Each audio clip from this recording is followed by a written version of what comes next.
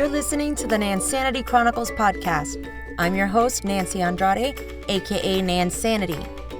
I'm an online health, wellness, and business coach, social media strategist, group fitness instructor, and Beachbody Live master trainer.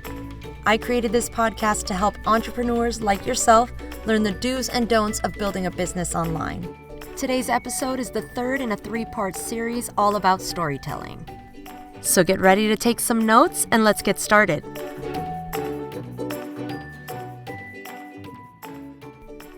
Storytelling do's and don'ts. While there's really no one way to tell a story, there are some key things that you should and shouldn't do every time you tell a story. Let's start with some storytelling do's. Number 1, do plan ahead. It's important to plan your story ahead of time, whether you're going live or recording a video. That's not to say that you should script out your entire story and read the script as you're on video. What you should do is plan out the key elements of your story that you're going to talk about. Because if you decide that you want to wing it, you do run the risk of losing a lot of the key details of your story and missing your message. Number 2, do have a structure.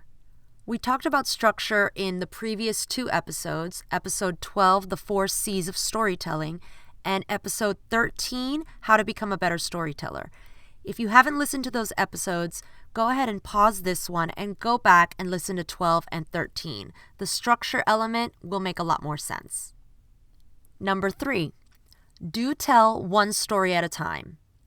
Now, everyone knows that I tend to be a little long-winded and I can sometimes go off into a tangent and I end up combining stories. Now, sometimes that can be entertaining, but the majority of the time it just confuses your audience and again, you lose the point of your message. If you're following do's 1 and 2, then going off into a tangent really shouldn't be an issue. But as you're planning ahead and following that structure, you might discover that there's another story built into the one that you're planning. So save that for another time. Number 4, do make it relevant. If the topic you want to talk about is all about nutrition and you share a story about that time that you learned how to do an oil change on your car yourself, that's not really relevant. This one's pretty self-explanatory. Let's talk about some storytelling don'ts. Number 1, don't ramble. This goes back to planning ahead and having a structure. If you decide you want to wing it and improvise your story, you do run the risk of completely losing your message and therefore losing your audience. Number 4, don't lie or exaggerate. This one should go without saying, but you'd be surprised how often it happens. I think that's because a lot of people tend to think that maybe their stories aren't as exciting as they wish they were, so they try to jazz it up by embellishing some of the facts. But when you do that, your audience can always tell there's just something that's not quite right about this story.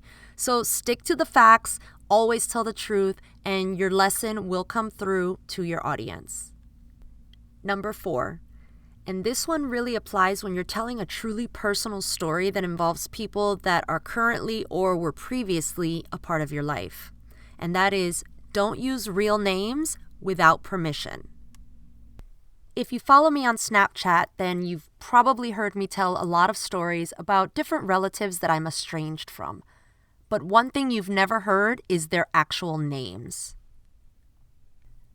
There are a lot of reasons why I don't use their real names, but primarily, the stories that I share about some of these specific individuals don't really portray them in the best light. But these are stories about things that actually happened. They're my own personal experiences. Unfortunately, a lot of those experiences are bad, but there's value in those bad experiences, and that's why I choose to share these stories. Because there are lessons to be learned, and I know that I can help even one person with whatever they're going through if they can relate to something that I've already been through. But as with any story, I'm sure their version sounds a little bit different than mine, because it's from their perspective. So to alleviate any of that he said, she said, they said nonsense, I just don't mention their name And I really don't have any issues simply because the majority of the people that are in my life now have never even met most of these people. And the ones that have, I've heard these stories 1,000 times. A lot of them were there for them. So if you have a story that you'd like to share and it involves someone that may not be entirely happy to hear that you're sharing that story, ask them permission to use their real name before you do. And if you're in a situation that you can't ask them permission, err on the side of caution and don't use their real name. Or even one better, when in doubt, don't tell the story at all. Essentially, you just want to weigh the benefits of telling that story and the value to your audience versus any potential repercussions that might arise from you telling that story. I hope you found this episode helpful, and I can't wait to hear your feedback. Feel free to leave me a comment below and tell me what you thought, or you can let me know what kind of topics you'd like to hear on a future episode of the Nansanity Chronicles. If you haven't already, don't forget to subscribe to this podcast so you never miss an episode.